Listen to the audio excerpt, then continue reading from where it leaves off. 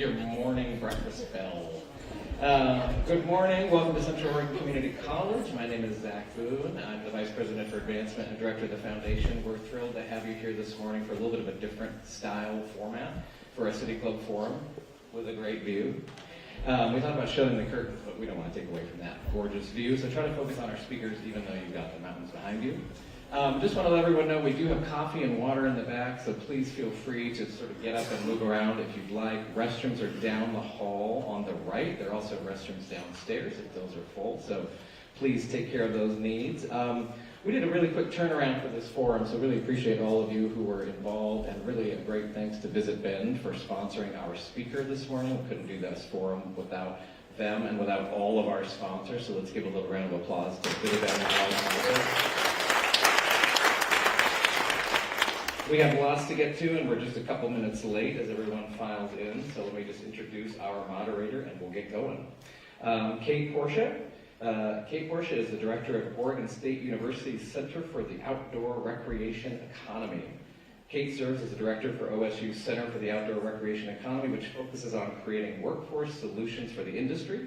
Prior to OSU, she served for almost 2 decades for the cities of Albany, Redmond, Corvallis, focusing on community, economic, and workforce development. She holds a master's degree in public policy from Oregon State and is past president of the Oregon Economic Development Association. She is a lifelong Oregonian and rehabilitates historic homes in her free time. Please join me in welcoming Kate. Thank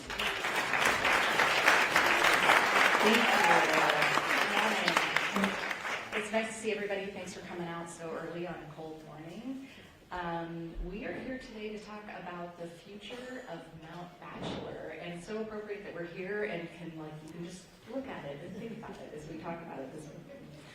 So it's no surprise that Mount Bachelor is both iconic and beloved by residents in this community and around the Pacific Northwest. But the mountain is also a driver of this local economy. Fun fact, Mount Bachelor is actually the second largest employer in Central Oregon. And speaking of our friends at Visit Bend, they told us that it brings in roughly $40 million in impact to the local community. That's just from outside visitors alone. When we talk about the annual impact of all visitors, then that number goes up to $157 million. One component here, One component I found was really interesting was that, again, from Visit Bend, over a third of visitors that come to Central Oregon, come to Bend, report that they're going to ski or ride at Mount Bachelor during their visit. Now, what was interesting to me as an ex-economic developer is that a majority of those same visitors are reporting visiting places like downtown Bend, the Old Mill District, and local breweries while they're here. And that all helps to support this local economy. So the impact is really big. So we know Mount Bachelor is special. It is the largest ski area in the region. It is 6th largest in the United States.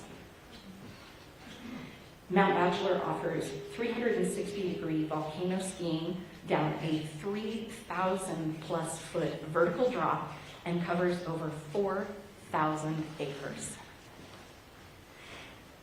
And Mount Bachelor is for sale, right? That's why we're here today. It's a big deal, and that's what we're going to talk about.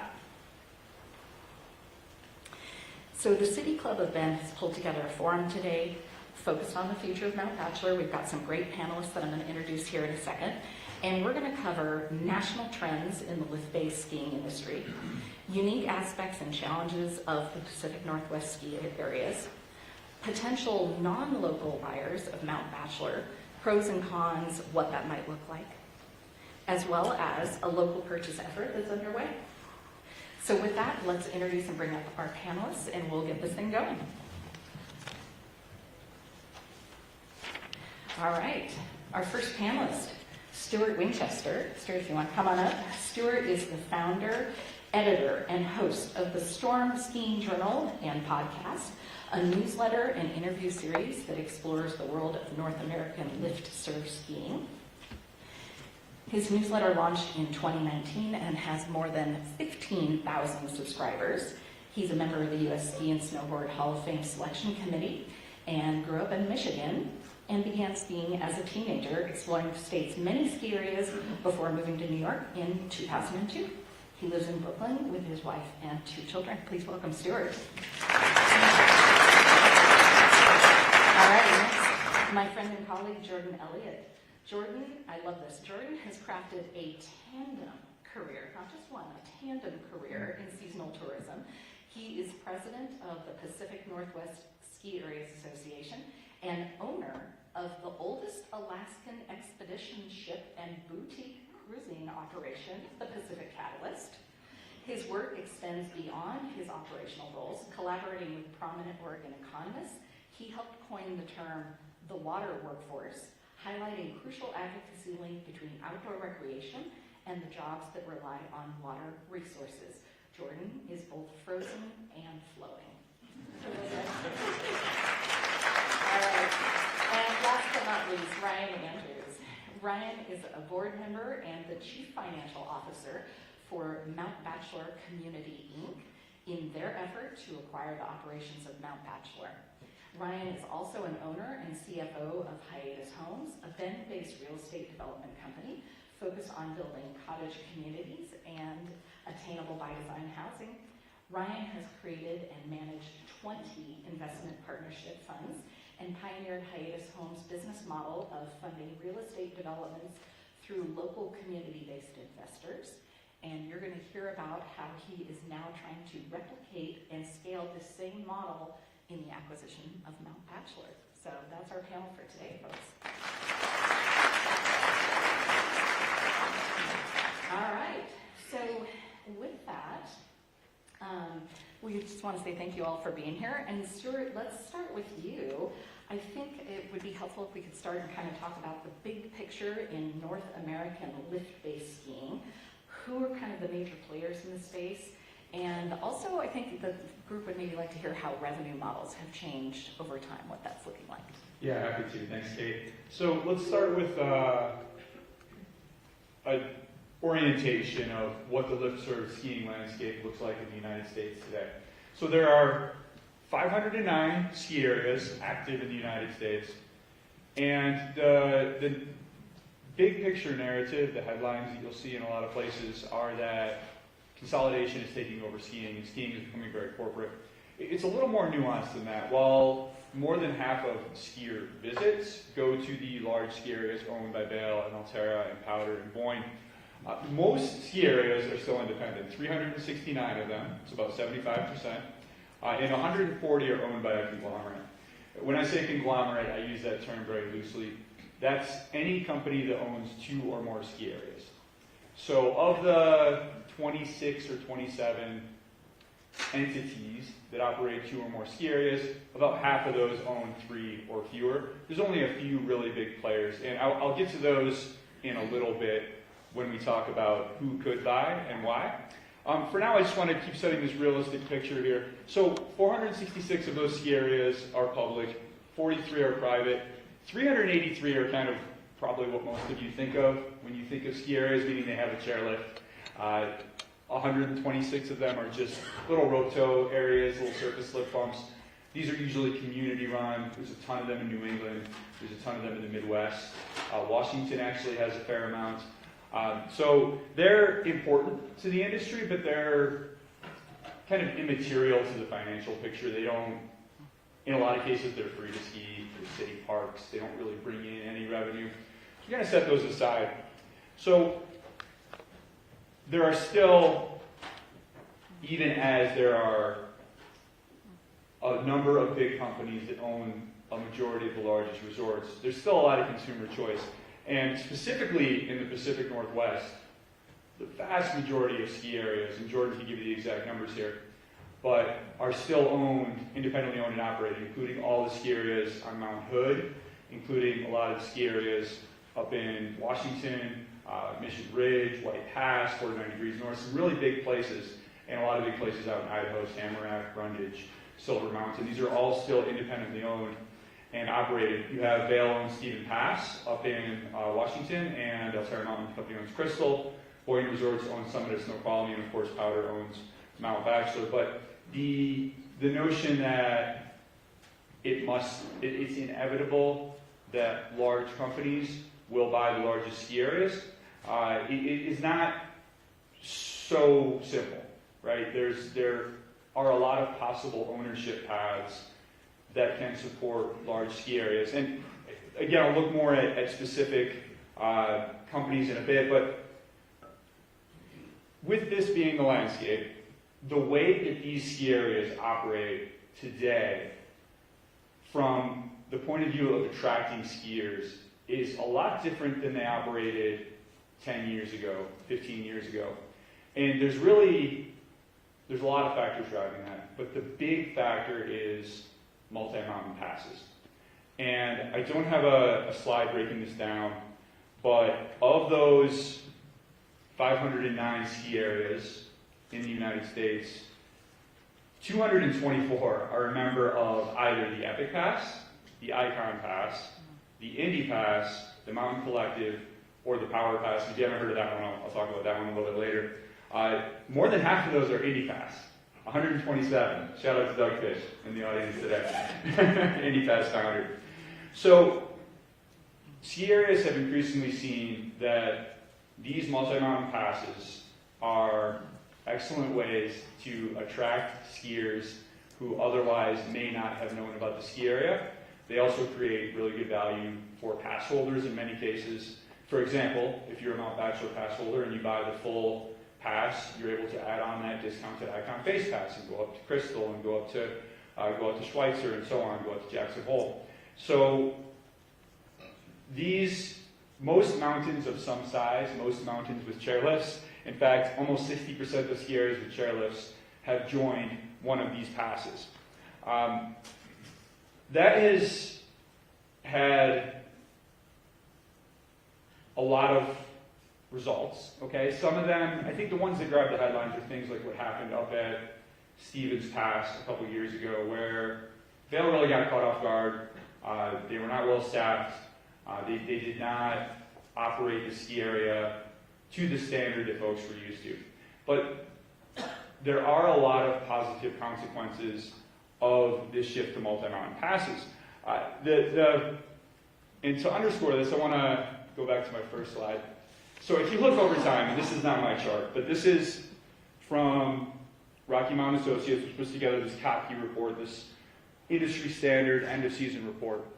And there's a lot of numbers on here, but essentially here's what you're seeing. Starting in 2014 to 15, this is the top is the number of people who skied, this number of skier visits that were on lift tickets. People walk up to a window and buy a ticket. This was season passes. So you see that number was 53% back in 2014. It was 38% for season passes. Fast forward, and you see for last ski season, lift tickets are only 30%. Season passes or multi-mountain pass products like the Indy Pass are up to 51%. It's been at that half number for the past 5 years, and it's stabilizing, but it's only going to continue to grow. So these passes are not going anywhere. And they're not going anywhere because they create a lot of money for the ski industry. As this has happened, as more skier visits have come onto season passes, it's done four things. First of all, it stabilizes revenue. Because when you have most of your sales going to lift tickets, what happens is, it snows, I'm going to go buy a lift ticket. But if you know that a lift ticket at Mount Bachelor or wherever is going to be $180 on the day it snows, you're going to be more likely to buy that Icon Pass or that season pass to Mount Bachelor in the spring. And that front loads revenue. And what that has done, it has stabilized an industry that for 80 years was dependent upon snow to survive. And it still is, but not as much, because last winter, you were all here, you know that it wasn't a great winter. However, the mountains made a ton of their revenue in the spring by offering discounted season passes. So they were able to overcome the fact, I was at Willamette Pass yesterday, they didn't open until January 11th last year. You imagine trying to survive out as a ski area with a 3-month season. But because they're part of Mountain Capital Partners and their revenue is front-loaded into this thing called a Power Pass, in the spring, they were able to bridge that. And so that's the first thing that it does, is it brings in revenue. And what that revenue does is it brings a lot of capital into the ski areas. Here again is a look at the capital investment in U.S. ski areas going back 10 years from the same report. And you see that, kind of throw out COVID, that 2020 to 21 years, 2019 to 20, because as soon as the ski area shut down, a lot of them said, whoa, we're not investing anything, we're canceling all our lifts. But you see, pretty much with the start of the introduction of the Icon Pass in 2018, the capital investment at U.S. ski areas has just skyrocketed. And yes, we have some inflation to play into that, but that is way more than inflation can account for, because a lot of this revenue, because the Icon Pass has partners all over the states, and they copied the Epic Pass model. Once this scaled up, it's just sending a tremendous amount of money into these ski areas. So they're investing in these amazing new lifts, and these new lodges, and these new snowmaking systems. So the ski industry is going through a capital expenditure explosion. So that's kind of the second thing that's happening. And okay, I'm going to get to that one later. The third thing is that it's making it easier to ski.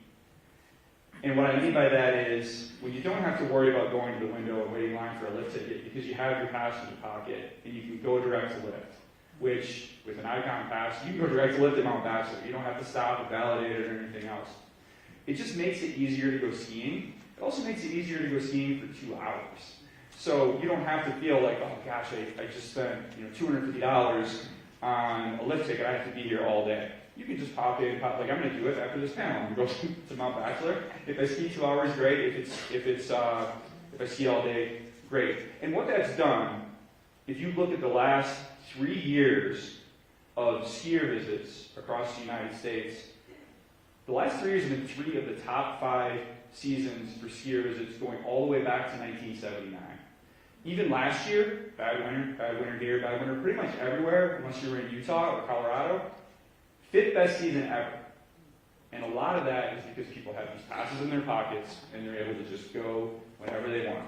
And it becomes a little bit more of a casual thing, but that brings people on the hill, and that's good for skiing overall. The season before that was number 1 of all time. That was a great snow winter. So that was 22-23, that was the top ever. 21-22 was number 2. And then numbers 3 and 4 were back before the multi-mountain passes. So obviously, a lot of factors going in there, but that's the landscape of what's happening today and how this business model has evolved from, season pass used to be something special. Like you had it if you were a local, and that's it. Like because they cost $2,000. If you had a Vail Mountain season pass, that was a big deal. But now everyone has a Vail Mountain season pass because there's 2 million Epic Pass holders. So these multi-mountain conglomerates have made that entry point much easier. And there's kind of a cool factor to that, right? Like you have your season pass holder, and even if you're a tourist you have that Epic Pass or whatever. So that has helped reorient the way the ski areas make money, the way the skiers access ski areas, and the way the skiers think about themselves as skiers. Because if you have an Epic Pass and you go out to Colorado, you're going to feel a little bit more like someone who's part of it than if you're just buying a lift ticket with a ski and stay package. So there's some psychology going on there, there's some financial stuff going on there, but it's been a profound change, and it's a change that is stabilizing a very unstable industry historically, and is probably going to increasingly entrench itself in the industry rather than going the other direction. And so thanks for sharing all that, because it's an interesting shift. You talked about ski and stay, and so before we move over to Jordan, I wondered if you could just talk a little bit about how the revenue models are working for resorts. Like in Colorado, how ancillary revenue, such as real estate or lodging, is influencing, and how that may or may not be a factor with Bachelor because the U.S. Forest Service permit and the way it's structured. Yeah, so we've actually seen a really interesting shift in the ski industry in the past 30 years. So if you go back to the ski conglomerates of the 1990s, American Skiing Company, Interwest, they were very real estate focused. And they almost were building resorts with ski resorts as an amenity. So if you look at a lot of the places Interwest used to own, Mount Bachelor in Quebec or Whistler, they have these really evolved base villages there. And what Vail's insight was, when Vail Resorts began to grow, was they said, we don't want to be in real estate. Real estate's hard, real estate's expensive, real estate's subject to bubbles. So they sold almost all of it. Now they still own some hotels, They still kind of organize some lodging, but in most cases, those are sort of almost timeshare owned type things that they just manage centrally. So ski areas have moved really to being ski areas, and the company's primary revenue driver is these multi-mountain passes, is the Epic Pass, is the Icon Pass. Vail's goal has long been to get 75% of its skier visits to what they call pre-purchase products, and they've done that. So they have, they're really leaning on pass sales and people on the ski hill as their primary revenue, which, a ski area relying on skier visits. I mean, that's what a novel concept. Yeah. Now, what ski areas have done, as they've backed away from real estate, and some still own hotels and such, but they've looked for year-round opportunities. So there was a little notice law passed in, I want to say 2011, by the U.S. Congress, and what it did is it allowed these ski areas that operate on Forest Service land, of which Bachelor is one. Most large western U.S. ski areas operate on a U.S. Forest Service permit. There's a few exceptions, Big Skies on private land, Powder Mountains on private land, but most of the big ones Snowbird, and Vail, and Beaver Creek, Keystone, these are all on U.S. Forest Service land. And what this law did is it said, you can now operate all year round. And you can have zip lines, and you can have climbing ropes, and you can have downhill mountain biking. And so ski areas are beginning to become year-round action sports destinations, right? And they haven't all done this, and they haven't all figured it out, and certainly most of them make most of their money in the winter. But Bachelor, for example, because it's on Forest Service land, though it cannot build a village or hotel or something at the base, they can do a lot more year-round than they used to be able to. And I'm not sure where they're at on that journey, but certainly the potential is there for whoever is operating that mountain to get really creative with the sorts of things that they offer on it. Yeah, no. Thank you, and that's really helpful. Interesting too, and it's hard to tell, while maybe there's limitations on what can be built up there, in some ways, again, with my economic development hat on, it's benefiting Bend that all those visitors then are going back down to downtown, right? They're staying in the city, so it's an interesting question. All right, let's transition over to Jordan. Tell us about Pacific Northwest Ski Area Association. Like, who are your members, and how many of your members are independent? What do you guys do? Yeah, thank you. Gotta turn on, yeah. Switch here. So thank you. Yeah, this is a great morning to be able to look back there and have this discussion. So the Trade Association, Pacific Northwest Ski Areas Association, is maybe new, its existence being known to you this morning. It's a very behind-the-scenes industry type deal like many trade associations are. So if you're a ski area operator, you're a member of the association. If you're a journalist, you probably know about us. If you were any of the government agencies that would touch a ski area, then you know about us. But most guests, most skiing public, it's not really on the radar. In 1957, the ski areas in Washington came together and said, we need an entity to help us solve our common problems. Just as iconic as Bill Healy is here in Bend, one of the driving factors up there was a gentleman named Webb Moffett, another legend in the Northwest skiing industry. At the summit, still called me, and it was kind of a fractured, different multi-ski areas at that point. But that's how it all came together. And that kind of legacy stands today. There's other regional trade associations of the National Ski Area Association across the country also. And it's one of the very coolest things about the ski industry is, yes, if you're a competitor, competing for season pass and ski visits and those sorts of things, the sharing of best practices and the camaraderie is maybe unmatched. There's just so much relationship building and community amongst all the ski areas, and that's in large part due to a lot of these trade associations. So since 1957 until now, we do a lot of government affairs. That's a big, meaty part of the association. As Stuart said, the Forest Service, most of our ski areas, the vast majority of the ski areas in the Northwest are on special use permits of the U.S. Forest Service. Very few are on private land. And then there's a big workforce education component also. That's a big part of what the association does. Actually, next April, our conference will be back to Bend. We tend to rotate between Washington and Oregon, so we'll be here at the River House next April. About 500 ski area employees are going to come take over the town. And I kind of call it the How to Be a Ski Area Conference. It's called Mountain Works. We have educational curriculum across the board from food and beverage departments to lift offs to marketing, Forest Service, government affairs stuff, lift operations, and very heavy on lift maintenance and lift electrical. So a lot of the staff members come to town. We're really excited to come back to Bend for that next April. So we're saying the vast majority, in the country and the Northwest, certainly the Northwest, from our 42, I just added, so we got some new membership dues yesterday from Montana Snow Bowl and Arctic Valley in Alaska.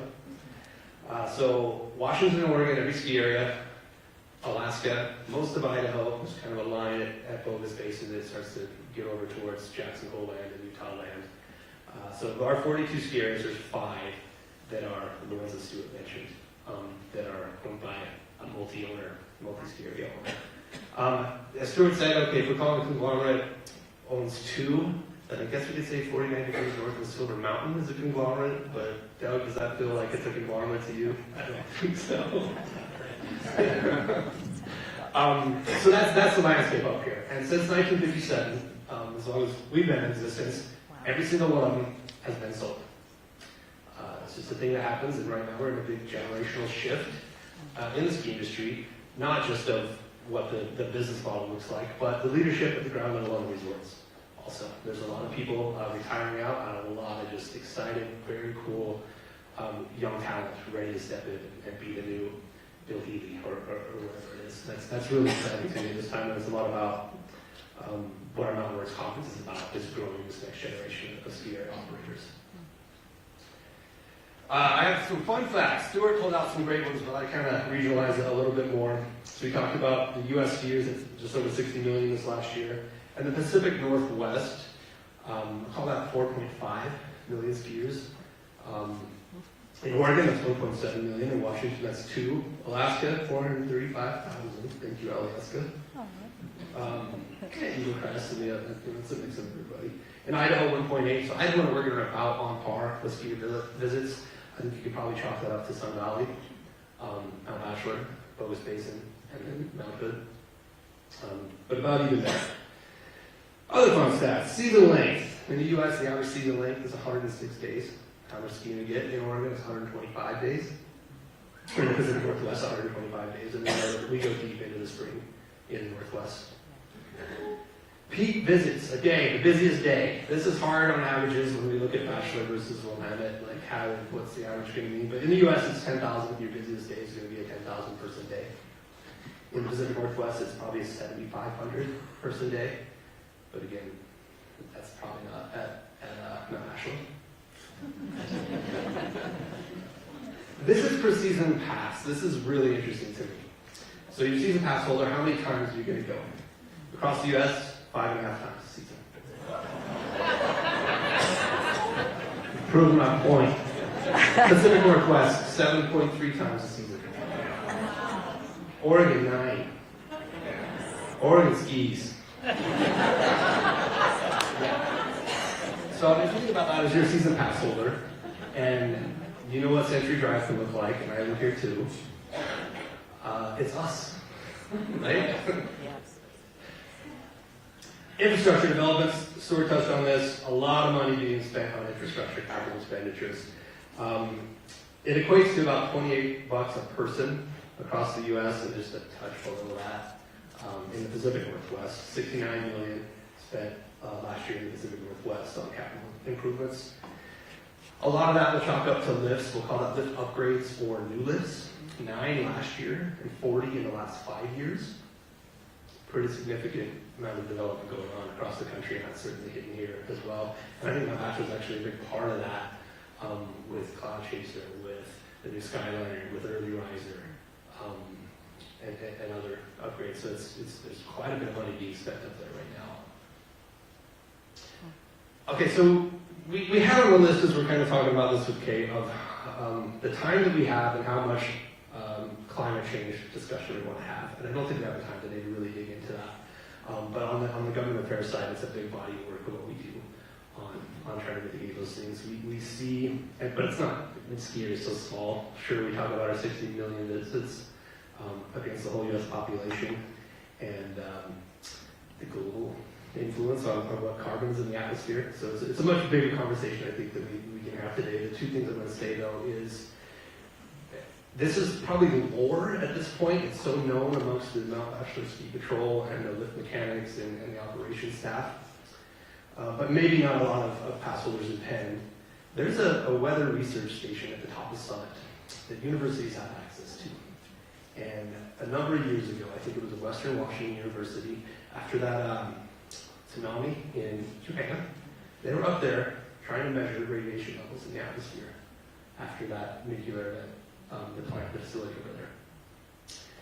Pretty wild. And in talking to some of those guys,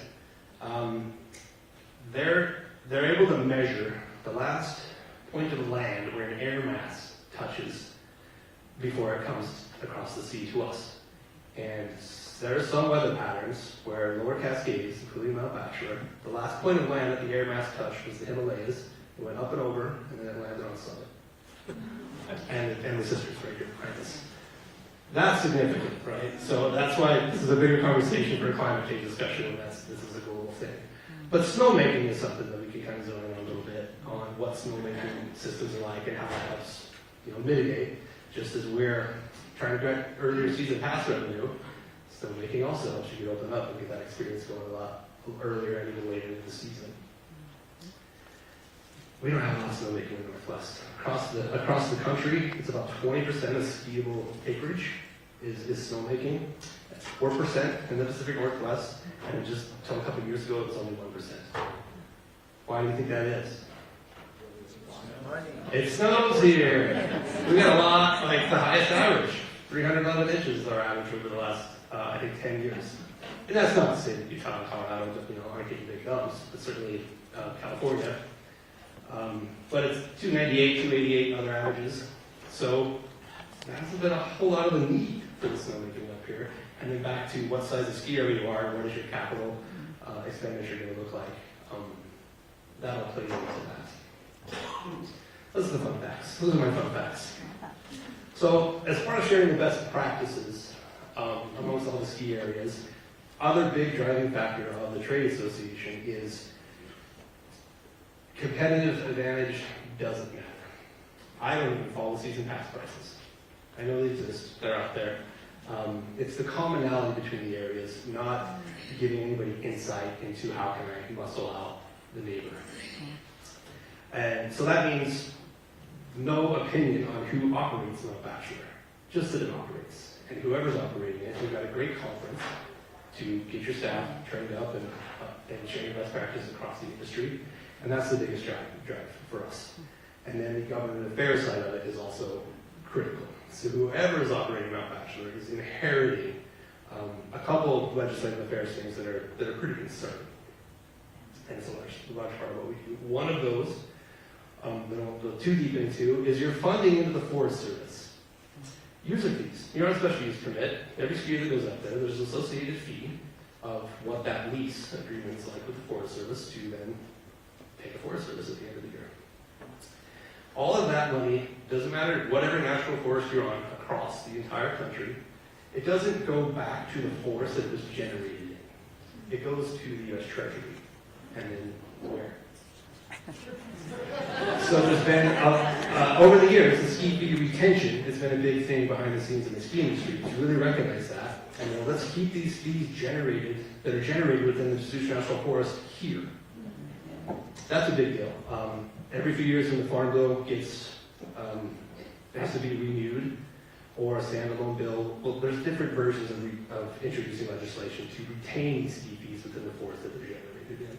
And just a couple weeks ago, it passed through into the next step. It doesn't mean it's passed, but it's a little more, you can see the light at the end of the tunnel there maybe, who knows. So that's one thing to be aware of, is what we call the SHRED Act, Ski Hill Economic Resources Distribution.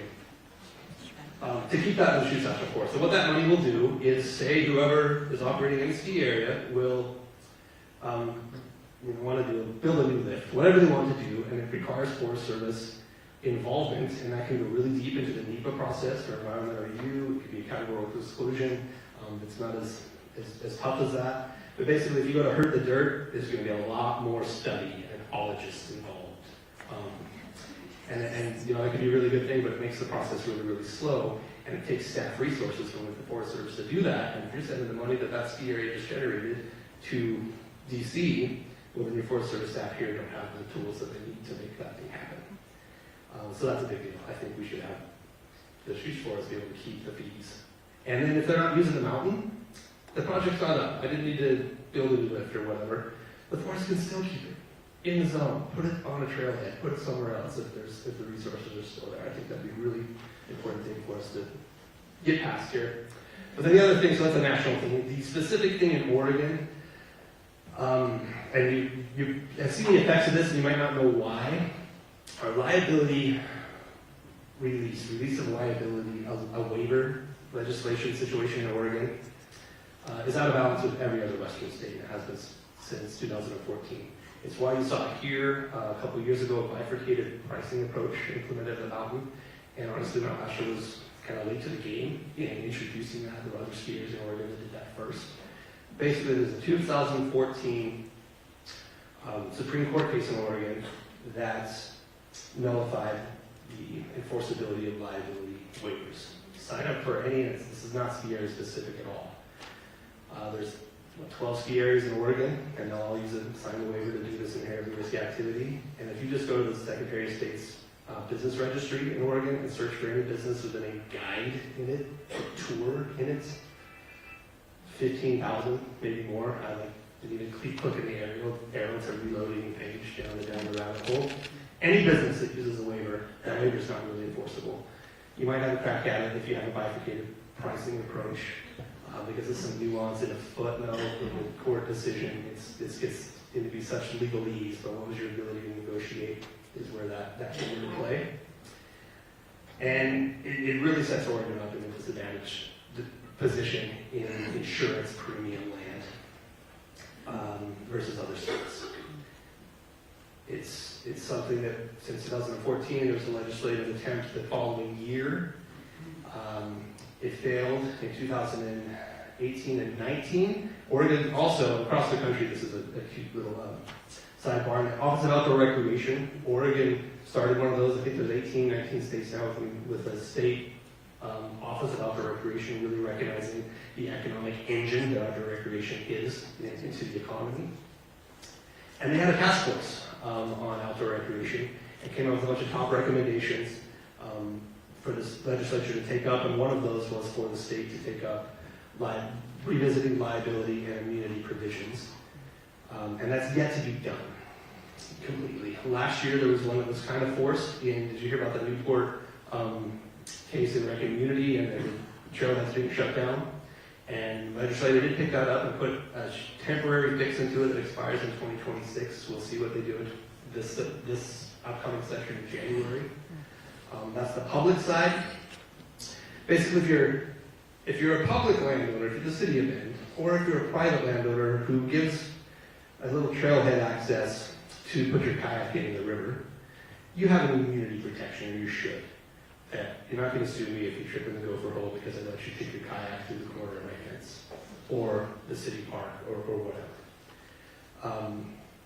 So that's worked on being fixed permanently in Oregon to get that back. But the liability waiver side is the difference. The other side of the coin is if I'm paying you to accompany you in an inherent risky activity, then personal responsibility should be a thing. I know that snow is slippery, or the beach is slippery, or whatever. There's a certain component of personal responsibility that should be a thing. Unless I'm paying for you to help me do that activity, and there's some sort of gross negligence, then there needs to be an accountability there on the business side as well. Right, and that's where we're out of balance. It's really the personal responsibility that is not incentivized at all in Oregon, where maybe I get a settlement, and maybe I get a nuclear verdict kind of payout that wouldn't happen in the other state. That's where the out of balance is. I'm not going to go super deep on that now because this afternoon down at Sun River at the Oregon Outdoor Recreation Summit, which is just started up right now too, deep dive in the legislative outlook for all of outdoor recreation landscape. Doing that this afternoon with a few other people at Sun River, so if you want a deep dive on that, you can. You can also check out the Protect Oregon Recreation Coalition, protectoregonrec.org. I think there's some flyers around that really has a lot of information on what that is, and urging the legislature to take up the 2019 task force recommendation to fix this. Thank you. Thanks for an interesting background. Yeah, come join us down at Oregon Rec Center. There's a couple points you made. The numbers just dropped nationally. Of course, it's something near and dear to my heart, but when we talk about outdoor recreation as an industry, the Biden administration acknowledged outdoor rec, like we're a real industry now, like Pinocchio. 1.2 trillion is the economic impact nationally of outdoor recreation, so it's a big deal, you know, and the impacts that Jordan's talking about. I wanted to circle back just real quick when you said, we're talking about visitation to Mount Bachelor, and you said it's us. I don't recall exactly the stat, but what percentage of visitors to Bachelor are local? Bachelor would know. So that's where down to the resort level, there's a lot of stuff. I'm more on kind of aggregate level. So Oregon has that average of, Gotcha. and I think I looked at that as far as large ski areas too. So about 9. Bachelor maybe a little more than that. I don't know the exact number of where they fall. Okay, and maybe you guys know, I recalled, I think the number is like 64% of visitors to Bachelor are locals, which I thought was really interesting. Okay, I promise we're going to get to Ryan, because I know you guys want to hear about the local effort. Before we go to Ryan, though, we still want to kind of set the stage as to what different purchases of Bachelor could look like. So we're going to go back to Stuart real quick. So 36. Altera is next at about 17, including Crystal up in Washington and Schweitzer in Idaho. Then you have Boyne, which owns Summit Snoqualmie outside of Seattle, and used to own Crystal.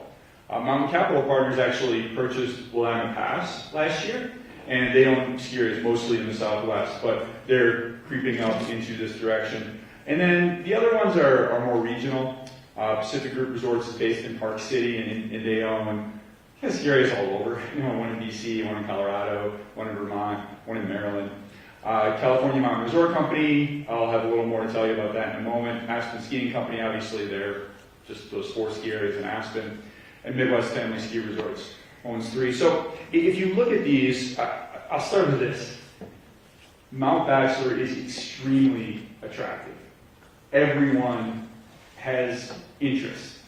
And Powder has had a lot of interest and a lot of parties bidding on this, and they are already in the process of moving into the exploration process with multiple entities. Now, just because a ski company can afford Mount Bachelor doesn't mean that they necessarily want it, but it's a very singular entity. 6th largest ski area in the United States, 360-degree volcano skiing, one of the longest ski seasons in the country. You could never build a ski area on a volcano today, right? So it's a very unique thing that you have here. So I'll just address the largest buyers and the likelihood of them buying and what it would mean if they did buy it. And obviously the biggest is Vail. And Vail is interesting because they have a hole to fill. They really don't have anything in the Upper Rockies that other than Stevens Pass, which is really a local mountain for Seattle, and then they have a bunch down in Tahoe. So Vail likes to buy markets. If you ever wonder why they have a bunch of little ski areas around Detroit and Minneapolis and Milwaukee, it's because they want those folks to buy an epic pass. So they'll go up with their kids to Wilmot Mountain, Wisconsin, or Mount Brighton, Michigan, or Mad River, Ohio, and then they'll plan that trip out to Vail or Park City or Whistler. So Vail would want Mount Bachelor. It would make a lot of sense for them. And it would mean for you, it would mean a much cheaper Mount Bachelor season pass. The Epic Pass started at $982 early bird last year. Mount Bachelor season pass early bird was $1,249. And by the way, that would now be a season pass to Whistler and Park City and everywhere in Tahoe. And you get in some places in Europe. So your season pass would suddenly not just be a Mount Bachelor season pass, it would be kind of a passport to go to dozens and dozens of ski areas all over the world. That's not a value judgment, I'm just saying that's what an Epic Pass is, and that's what Vail does when they buy a mountain. I don't think that they will probably want to deploy their resources here, even though this is a very attractive market, because they have stated that their focus is Europe. Their last two purchases were in Europe. Their last United States purchase was in 2021 when they purchased Seven Springs, Pennsylvania, which probably sounds quaint to you, but that gets in the Pittsburgh market, which is a very good, very passionate ski market. So they are very much focused internationally. Vail has kind of shown some signs that they're recalibrating. They grew very fast. Between 2018 and 2021, they doubled the number of resorts they had. Now we're seeing a situation where Epic Pass sales are kind of flatlining. They're laying off 15% of their workforce. They're not building any new lifts next year. So I'm having a hard time picturing them spending the money it would take to acquire Mount Bachelor. The other thing that comes with Vail tends to be instability in leadership, which what I mean by that is Vail owns 7 ski areas in New England. 6 of them are starting this ski season with a different general manager than they ended last ski season, as in 2024, the 2023-24 ski season. So they like to shuffle people, and that's great if you work at Vail. You have opportunity, you can move up. But it's not good, in my opinion, for community relations and establishing the kinds of relationships you need, particularly in a community like Bend, where there's this very passionate, close-knit relationship between the mountain and the community. So, pluses and minuses of everyone. Alterra, so for those of you who don't know, Alterra was formed in 2018 out of the sort of remains of Intrawest.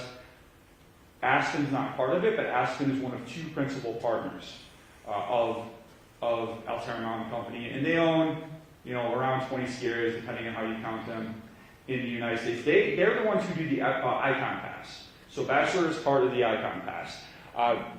Boyne and Powder teamed up with Alterra, and they're all sort of against Vail. And most of those companies' mountains are on the Icon Pass. That's why Mount Bachelor is on the Icon Pass. Powder has a bunch of its mountains, not all of them, the Snowbird, Copper, the Soul Killington, on the Icon Pass. And so the ones they own, the ski areas that Alterra owns, they tend to put those mountains on the Icon Pass as a season pass. Not always. They're a little more nuanced than Vail. For example, Alterra owns Deer Valley. The Deer Valley season pass is $3,000, so you're not getting that out of the Icon Pass. But all their other mountains, Solitude, Palisades, Tahoe, Mammoth, Crystal, Winter Park, those are all, you get a season pass on the Icon Pass. And then they have a bunch of partners, dozens and dozens of them, including Bachelor, where you get 7 days with a full Icon Pass, 5 days with a base. So the reason I think Alterra is a more likely buyer than Vail is Alterra has a history of purchasing its former partners. You look at their last 3 acquisitions: Arapahoe Basin, Colorado, Schweitzer, Idaho, and Sugarbush, Vermont. All of them were Icon Pass partners before Alterra bought them. So they already have the relationship. They already know what it is. They know what the affinity is for it. They know the sorts of skiers that it can bring in. They know what the quality of the mountain from a business point of view is. So they're probably pretty likely. And again, the most likely scenario there is that your Bachelor season pass is now an Icon Pass. So in an Icon Pass at $1,249 is the same price as a Bachelor Pass was this year.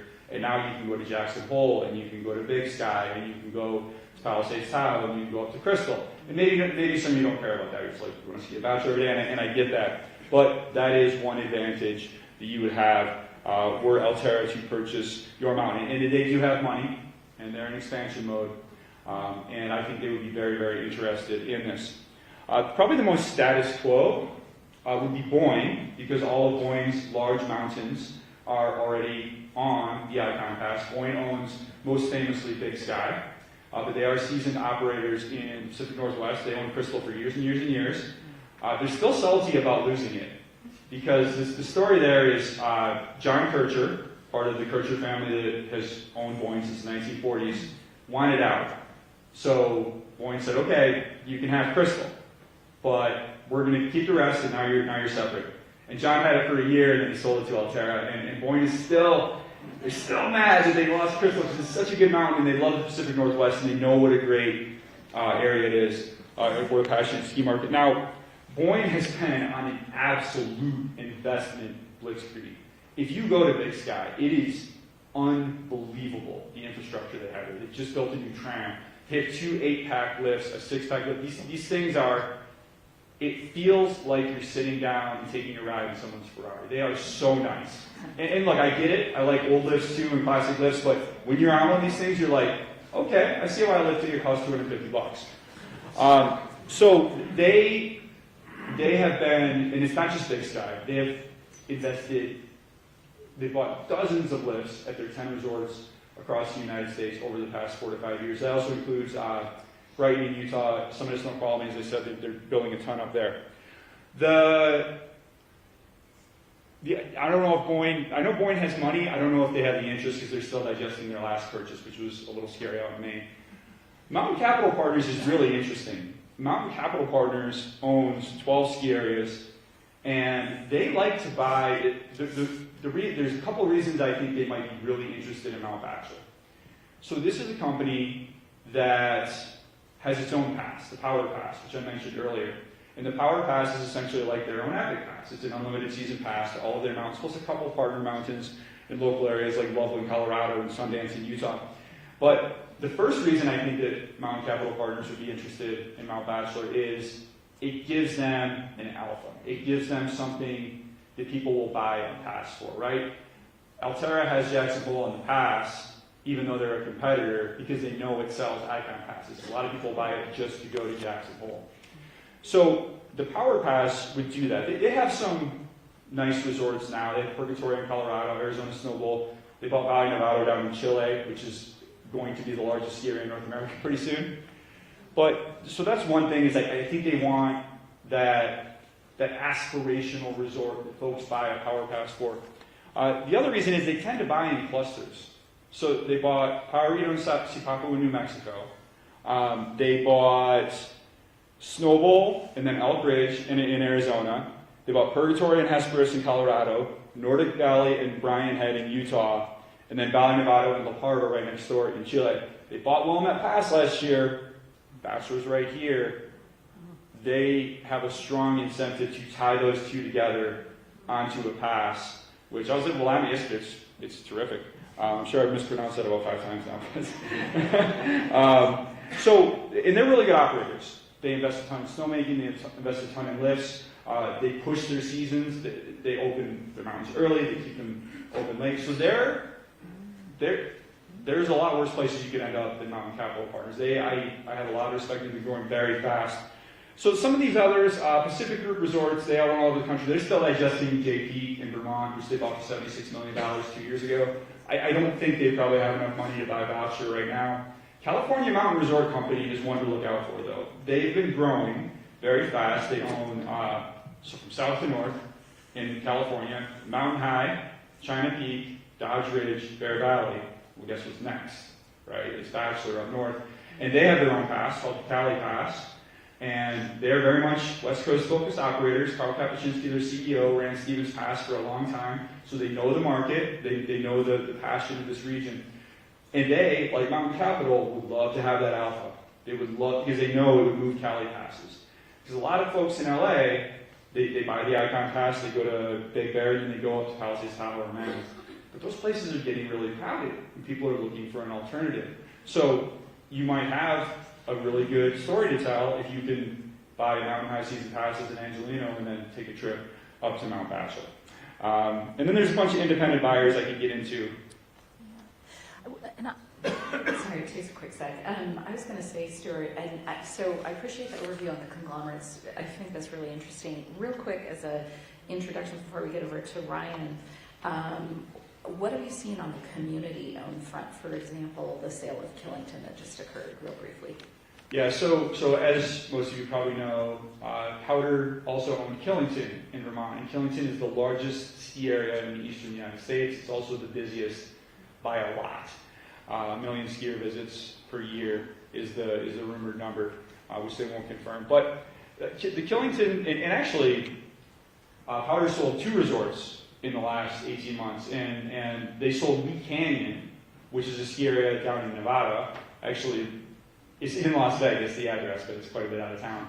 But they sold that to Mountain Capital Partners, which is the one I was just saying owns Willamette Pass. So they have shown, Powder has shown that they are seeking the best owner. They will sell to independents. They will sell to conglomerates.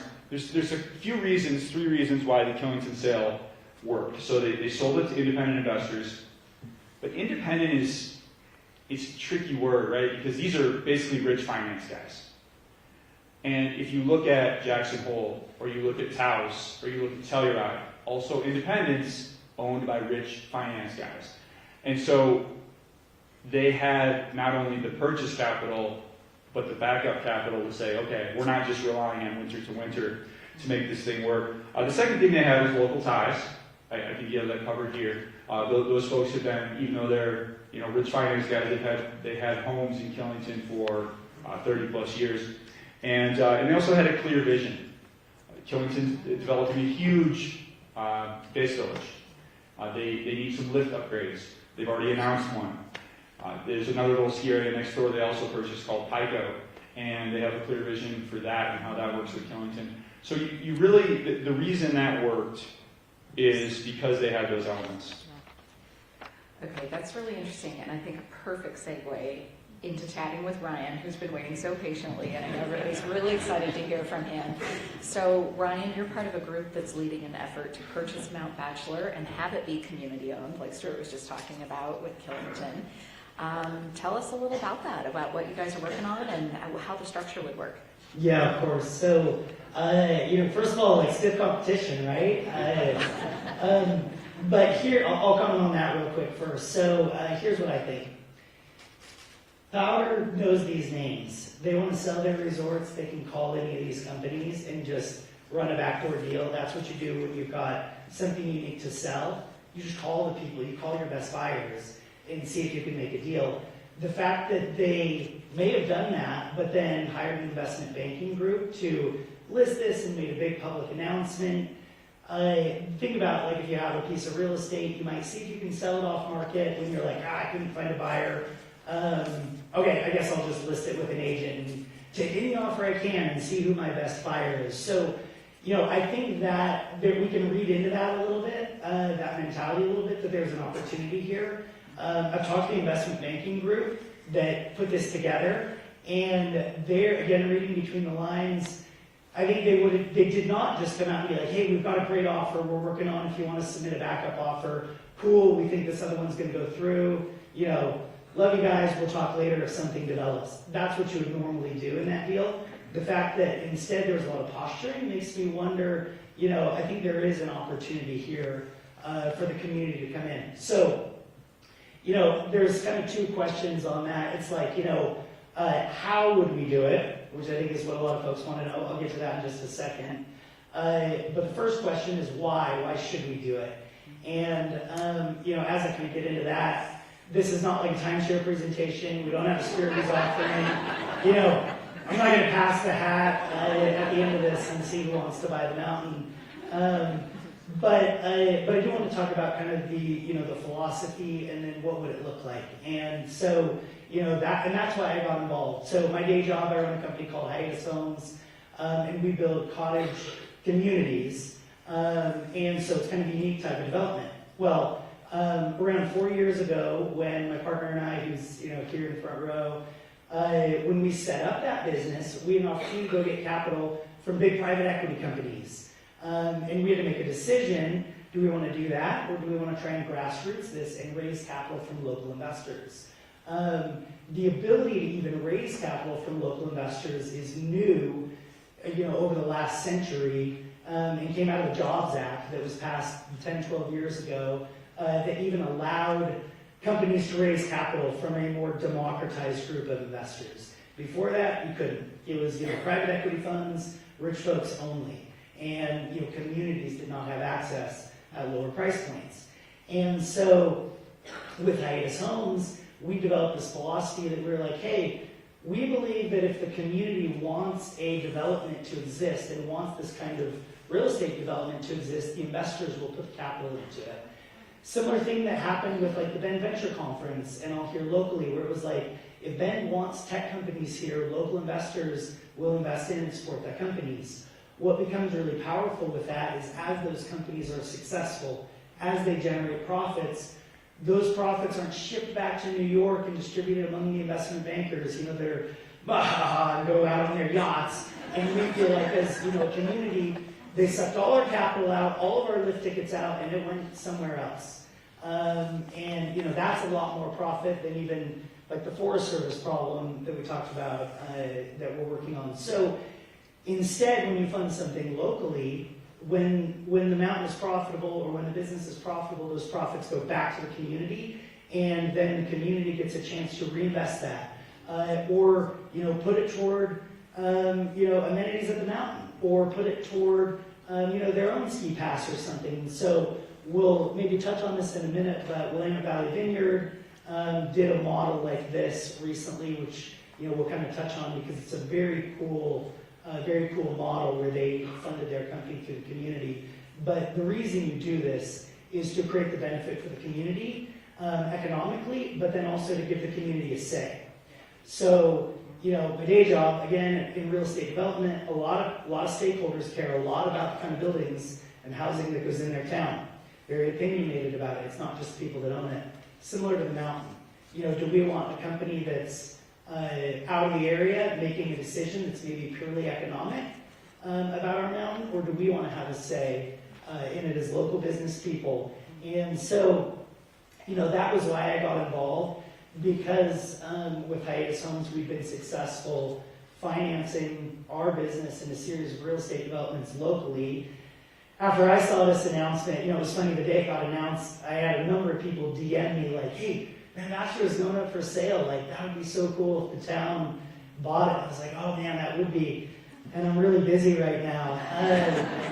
But after the team and Dan and Chris started to gain some momentum, I could see, I was like, wow, there's some momentum here. And I got in touch with them and I was like, hey, do you have somebody that could actually run the deal and structure it, actually do the securities offering, work with the attorneys and everything, and then once that's done, work with the investors, because there's an existing long-standing relationship where there's going to be people in the community that own this for decades, and so that needs to be managed. And so at the beginning you just get a lot of stoke, and everybody's like, yeah, we should buy the mountain, and then it's like, okay, we're all stoked, we should buy the mountain. What now? You need like an actual legal and financial mechanism to get those folks in, create ownership structures, create the combination of benefits, economics, and control that give the say, that give the economics, and then give the benefits back. So that's kind of the why to do this. The how, I'm going to share from kind of a strategy standpoint. This is a very regulated space. This is securities law space. With the SEC and everything, but basically, you can put together a deal through some of these Jobs Act securities laws that first allow what in the finance space gets called a syndication. So because there is such a tight timeline on this, we don't have time to crowdfund this thing for the next 5 years and then go bring our offer in. There's a lot of pressure. Short time frame, these guys are looking at it, whether they're good buyers or not, we can all have our opinion on, but there's other people with their hat in the ring. So, first we got to make a deal and take it down. And that will be done, hopefully through a group of high net worth investors that have ties to the area, live in the area, ties to the mountain, ties to the Pacific Northwest, and really care. And getting an offer put together, getting in those conversations, then creates a timeline where then that company, Mount Bachelor Community Inc. is what would essentially become hopefully the holding company, not the operating company, would then be able to create a broader offering to get the community involved through hopefully actual ownership of that. And kind of the last point I'll put on that is Mount Bachelor Community Inc. is seeking B Corp status And so, if you're not familiar with it, the really quick explanation is essentially when you create a corporation, typically what you're looking at is like, okay, the corporation exists to maximize shareholder value. If you don't do that, and your executives make decisions that might maybe meet another goal, a goal of the community, a goal of the environment, a goal of a different stakeholder group, and that does not maximize shareholder value, well, now you carry liability against your shareholders because you have to justify this decision. With a B Corp, a company can basically set out and say, we have a series of goals. One of them is maximize shareholder value. It's not a nonprofit. It's not a charity. It has to make money to exist. But it can also have some additional benefits that allow a little bit greater say from the community as well. And so it's a unique structure. You become a for-profit corporation, but you're allowed to have a little bit broader array of goals that you're held to. That's kind of quick. There's a lot of fun specifics around how we actually structure this, from a securities and deals standpoint, which we'll come out with later. Similar to the way venture capital and all works, you kind of need an anchor investor or two to make the deal, and then the deal for all the other shares falls after that.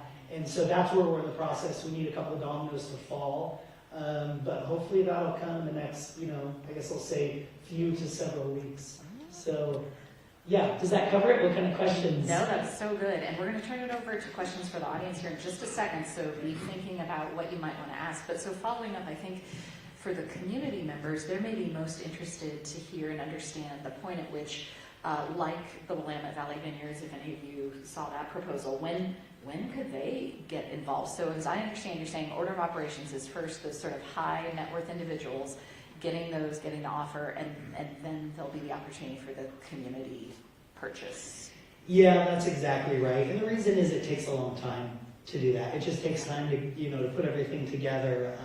And time frame being, let's say a year or so to really do all the paperwork, get organized, do the marketing and all on that. And so there will be a little time on that. And, we're competing against maybe some buyers that could write a big check and be done.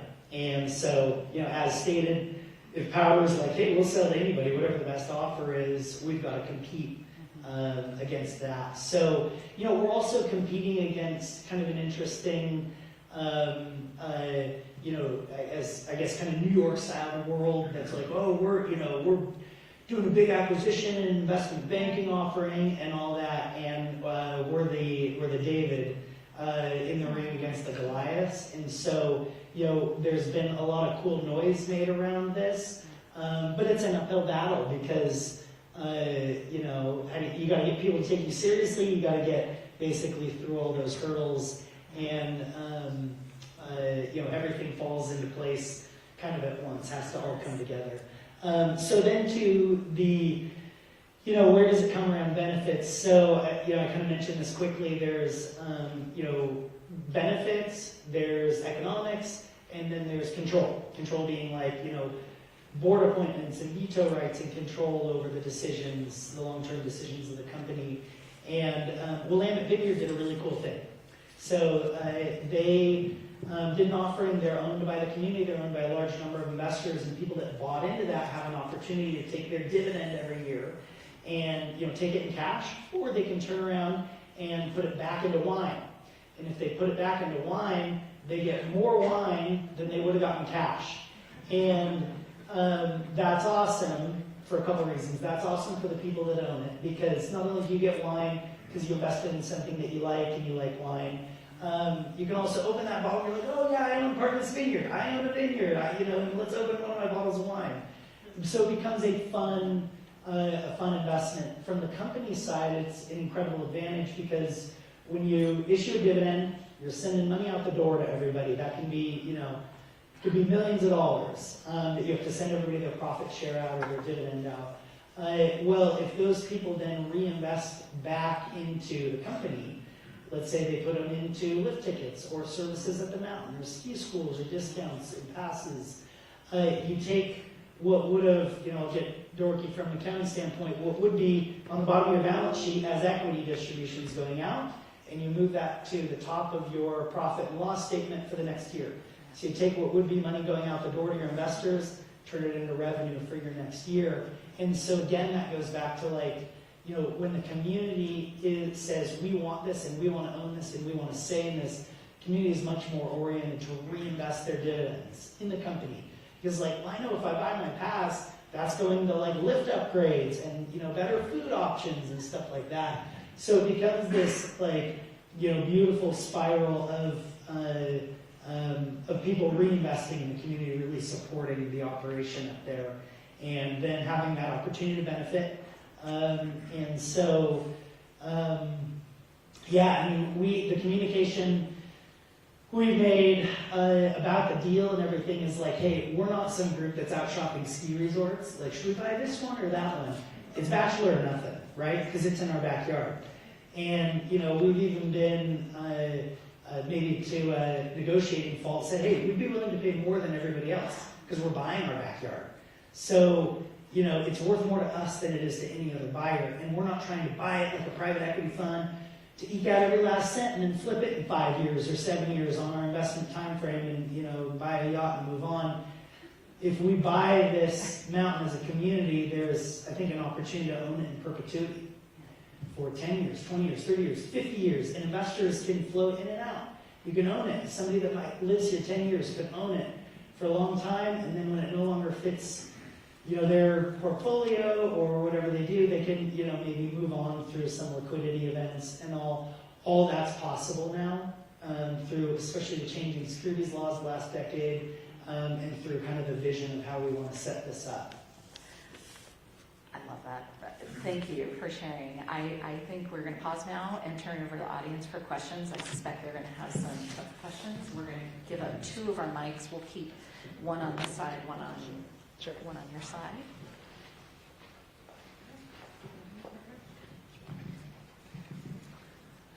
Hi, my name's Bill Linden. I'm a part-time snowboard instructor up at the mountain, so I'm very passionate. I've been doing that for about 9 years. But I have it on a pretty reliable source that the idea that lodging can't be at the mountain is actually a myth, and it's just not something that's been a focus. And West Village Lodge was originally a lodge when it was first built, and so that was a surprise to me when I heard it, and I just wanted to see if you guys had heard, you know, anything different. It's a Forest Service question, really.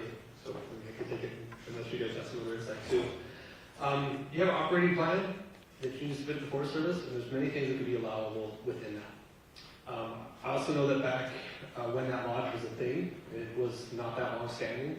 Bill Healy and crew realized the importance of feeding Bend and feeding Sun River and not wanting to take that from Bend and Sun River. So that was part of that decision as well. But same question as Nice Street. It's an operations plan. If you don't have to hurt the dirt and enter that extensive environmental evaluation process, which a lodge would, like if you're building a hotel or something, that would be a different situation. But it's tied in with like 19 too. If you're just putting lights up on a tower and not digging a new trench or something like that, there's different levels of public comments, what the proposal is. Like Willamette Pass just got their master development plan just accepted. Through a long public comment period. Timberline's going through the same thing, trying to get the gondola into government camp.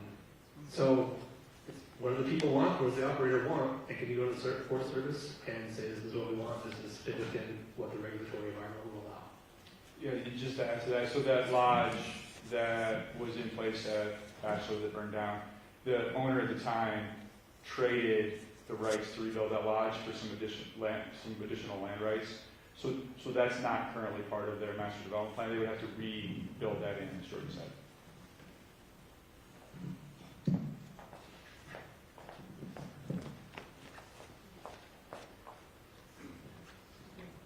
Hi, Sally Russell, former Bend Mayor. Lived here for 40 years, been on Bachelor a lot. And you've made a really good case, this has been so interesting, about why investing in Mount Bachelor would be beneficial.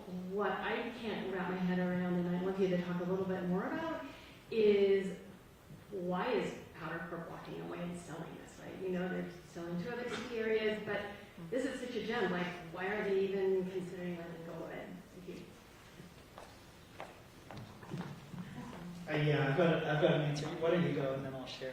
Yeah, so Powder's stated reason is that they have ski areas all over the country, and if you look at Vail's ski areas, they have 4 in Colorado, 3 in Tahoe, 3 in Vermont. They're very sort of geographically sensible, but Powder had ski in Utah, 2 in Colorado, 2 in Vermont, 1 up here, 1 in Silver South, British Columbia. They had Lee Canyon down in Nevada. It didn't work very well as a network necessarily. They are good businesses, they make money, but what they wanted to do was geographically focus on their biggest mountains, their biggest properties that they could build on, and then diversify, and they're branching into a summer concessions business in national parks. So it's not that they don't believe in Mount Bachelor. They do very much think it's a great mountain and a great business. They just want to, it was founded by the Cumming family, and as the Cumming family moves on to the next generation, there's, as often happens, there's less passion and clarity on the mission of the company. So as John Cumming steps back, they start to think, okay, well, I wanted to have this big ski area conglomerate. That's not necessarily what the 6 next generation members of the family wants. So what we want to do is make sure we find a good steward of it. Yeah, there's that piece, and I think a little bit more pressure. So we found through some public filings that there's a large bond that comes due. That's hundreds of millions of dollars that's coming due in the next 18 months.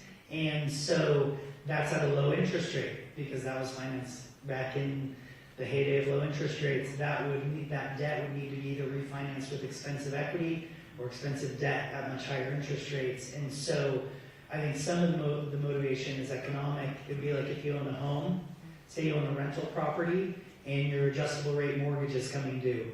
Now you're going to have to refinance it at 7%, not 3%, and the rents might not cover that 7% mortgage. So you're like, that's coming due in a year. Why don't we test the waters? Let's see if we can sell so we can pay back that debt and just kind of move on. Let's sell our peripheral rental properties in order to concentrate on our core properties that are in our business. So I think there's a little capital structure pressure as well. I'll say something real quick. And I can't, I'm limited by our non-compete clause to really know any of that stuff. I don't even have any information. But what you said when you were, what both of you had said on who the buyers are and the why, and over the last 20 years, what hit me in August when this announcement is we're used, the whole ski industry, any skiers, used to waking up in the morning to a shock. Stevens Pass just sold. This just sold. This just sold. And then the shock was not that. It was, hey, it's for sale. And to Powder's credit, I think that's a really cool thing to do here, Ben, knowing, what the last 20 years has been like. I think that's really interesting. The other buyers that Stuart was talking about and these considerations, I can tell you, this liability waiver environment, if I own a ski resort in another state, and I know what insurance is like, I know what the legal environment is like, all that, do I want to come play in Oregon? They're making that consideration a lot too, because it is substantially different than any other place you can buy a ski area. Orlando Pass is just, has dipped into that, so they made that risk analysis, but that mountain bike park isn't open yet, and I'm not sure it's going to be. I don't know. I know they're very concerned about that. Hi, it's Keith Dodd. I'm a City Club board member and a retired CPA, and as CPA, I need to know the numbers. So what is the sales price, or the estimated sales price that they're just taking offers? And how much capital are you planning to try to raise, and are you going to take on debt as well through the purchase? Yeah, good questions. We don't have all the numbers. We've only got rumors about numbers that are more like multiples of EBITDA, to use the nerdiest term, which is basically multiples of the earnings or the profit. We don't have that number yet. I'd like to bring on debt in order to close the actual acquisition, and kind of becomes a function of we'll put together as much equity as possible, put together debt to backfill to make the highest and best offer we can, go out with that, and then hopefully start to negotiate from there. From that, price isn't the only thing you can negotiate on. There can be like, a carryback, or, just like when you're buying a piece of real estate, seller can carry back notes, or you can delay the acquisition cost to give time to raise more equity or more capital or something like that. So lots of levers other than price. Price that always gets, has gotten rumored around is, up to 12 times earnings and, north of $200 million. We'll see. They've not come out with and said, here's our price, who wants to buy it at this price? There's not a list price. It's just kind of like an open offers type of bid process where it's like everybody come to the table with the best offer you can. So, and then ultimately, after we're able to, push a couple more dominoes down, we'll hopefully be able to create some numbers, put that down into, what would become down the road the actual offering. I want to do a time check. Do we have time for one more question since we started a little late? Thank you. All right, great presentation, Ryan, and I think you addressed the biggest question that many people in the community have, in that there's been tremendous outpouring of support of the community to keep Bachelor local. And everybody realizes that in order to make this deal go through, we need some big investors. But a lot of people who are not big investors, John Q. Public said, I want to get in on this, but what's in it for me? And you made reference to the Willamette winery situation, where if I understand what you're saying, if somebody makes a modest investment, they could take that dividend as a profit-making organization and apply it towards a lift ticket, hypothetically, or lessons or something from the mountain. And basically you invest in the beginning, and then you might be able to get a lifelong lift ticket, which is worth more than your dividend. And that's something like everybody here, I think, would be interested in, as well as supporting the mountain and keeping it local. So if that's, do I understand kind of what you're saying? Yeah, you nailed it. That's exactly right. And that's why, again, it makes more sense for the community to buy it than somebody else, because when the dividends can be sent to the community, then the community puts that money back in, and it's just the virtuous cycle of a community supporting its own, its own amenities, its own resources, its own growth and development. And from knowing people that were involved in the Willamette Vineyards piece, they love it. It's fun. And it's fun to be a part of something, and it's fun to have a little say in it. It's fun to have a little economics and a little benefit from it. And so, that's a real key pillar to the whole operation here. It takes time to set that up. And so, clock's ticking. And so, the pressure is on to create the deal, to make the offer, to get into the negotiations, push those dominoes over, and then, then it's powder to the people, as everybody's kind of been joking, as the pitch. Couldn't be more excited to offer that, hopefully we'll be able to put something together here. I love that. And Ryan, go ahead, sir. So that's a really cool model, and it's an interesting thought experiment. The precedent in the ski industry for community-run ski areas is actually the opposite. If you look at Bogus Basin in Idaho, which is actually a really cool parallel to Bachelor, because it's 18 miles outside of Boise. It's just a ski area. There's nothing else there. It's all modern lifts. It's the second biggest ski area in Idaho. It's bigger than Sun Valley. It's bigger than Mountain Meadows, to give you an idea of the ski operation. And they invest 100% of the profits back into the mountain. You look at Mad River Glen in Vermont, that's a co-op, and that was purchased from the former owner back in 1985. It's the only successful ski area co-op. So large ski areas as a community-run entity can work, but in both of those cases, there's a requirement for Bogus Basin's 100 and whatever board members or owners, and Mad River Glen's co-op owners, that there's actually a minimum spend every year. Mad River Glen is $200, Bogus Basin is $100. So they sort of get the glory of ownership, but no one has been able to, as far as I know, figure out the model of community ownership that then gives those owners the sorts of benefits that you're describing. I'm not saying it can't be done, just saying the precedent is Bogus Basin. Bogus Basin, you want to talk to those guys. They are very, the way they're run is very similar to what you're trying to do. They were gifted their mountain by a railroad magnate back in the 1960s.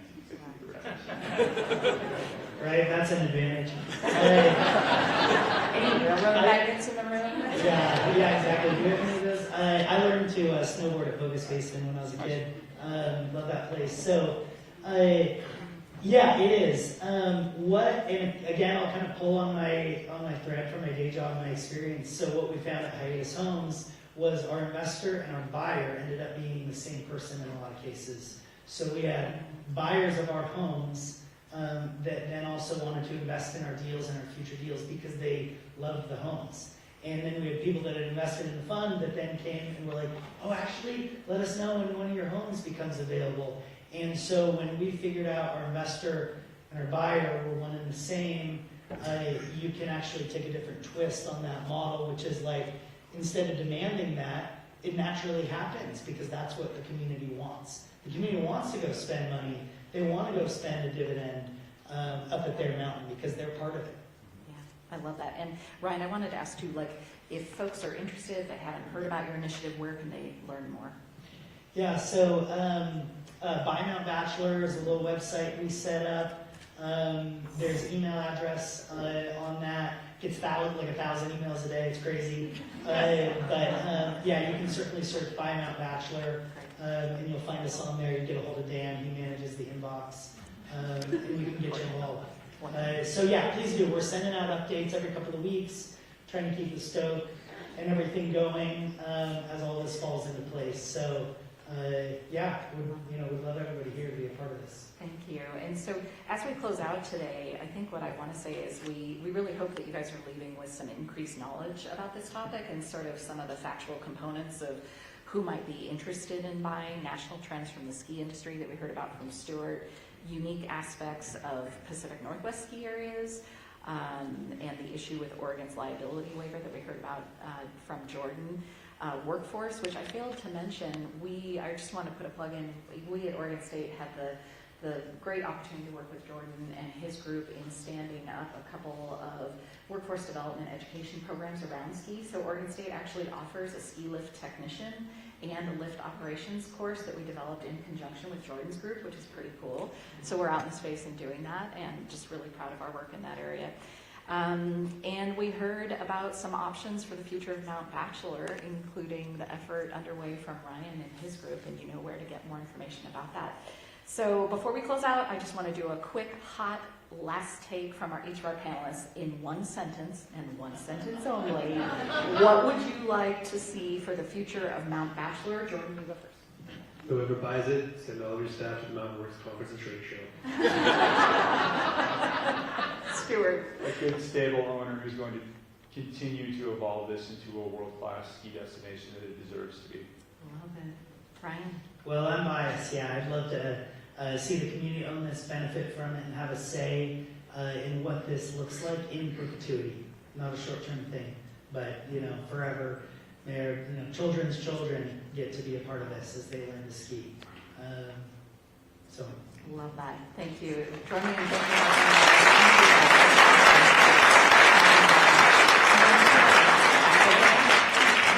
Thanks, guys. I'm Amber Thatcher. I'm the Interim Executive Director of City Club. Just want to thank Kate and the rest of our panelists. Let's give them a great round of applause. Also want to thank Central Oregon Community College and their staff that helped host us here today. I don't think we could have asked for a better setting for this conversation. Also want to recognize the forum planning team.